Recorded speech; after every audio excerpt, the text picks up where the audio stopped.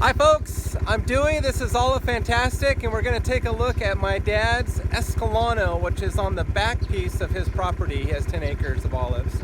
And it's been windy today, it's been cold, so we're a little bit worried about how much fruit has fallen off. But we'll check it out. We're getting close to harvest time. We're only a few days away. And we're a little bit nervous about losing some of our fruit, but we'll find out. I'm going to take you back there right now. We're on the quad runner. So let's go.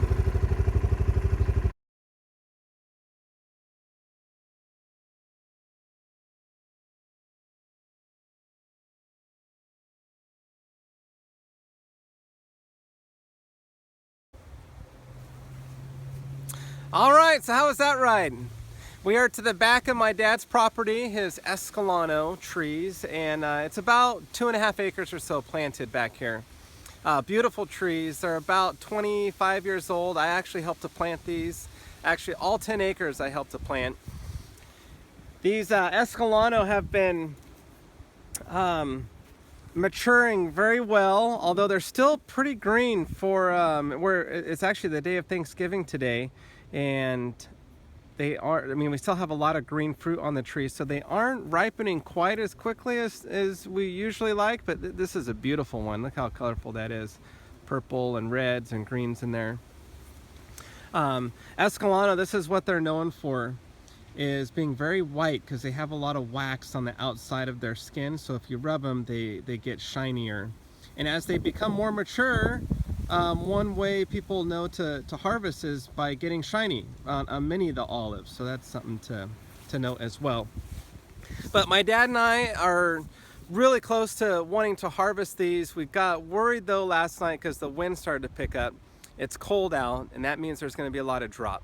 So a lot of our fruit will actually blow off in the wind onto the ground, and that fruit, once it's on the ground, no longer usable. It's very, very sad. Very sad. So, and I'm serious about that. I hate seeing all this fruit go to waste. So here's the issue that we're dealing with. So I came back to show all the fruit that has fallen off quite a bit. And you know, both green and ripe fruit falls off. You just never know. But a lot is on the ground. It's not gonna wreck the harvest by any means or ruin the harvest.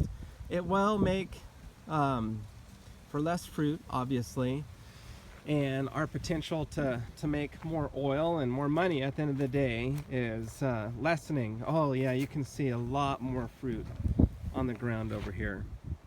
Disappointing to see, but you know what, Mother Nature, you just you never know, and it's something that you expect in farming, but you don't want to have to see or deal with.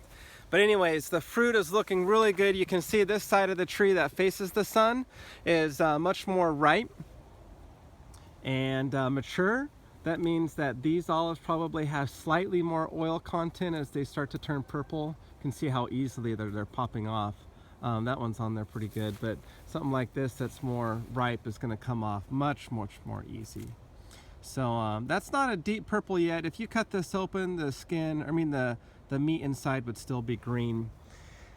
So this is prime olive oil making fruit right here, because you got a lot of this stuff that's purple, but you also still have a lot that, let's go over here and take a look, that's green. So you've got both the potential for some really nice fruity oil as well as some robust oil. So you're going to get that blend, hopefully, which I like, is to have a really nice fruity oil but have a nice kick at the end. That's what judges really like, is an oil that's well balanced. So you got to have all the components to make an award-winning oil, which is that fruitiness, the complexity of the olive oil, a lot of different flavors going on, and then also have that pungency, that burn on the back of your throat that happens from all the polyphenols in the olive oil.